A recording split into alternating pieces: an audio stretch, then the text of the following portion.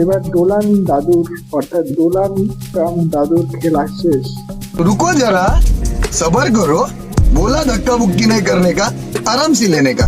हाँ My friend, India's friend, the President of the United States of America, Mr. Donald Trump, Donald Trump, Donald Trump. এবার আর Donald দাদুকে দিতে হবে না তারিফ। কেন তা দেখে নিন এই ভিডিওতে। शाबाश बेटा, बहुत बढ़िया।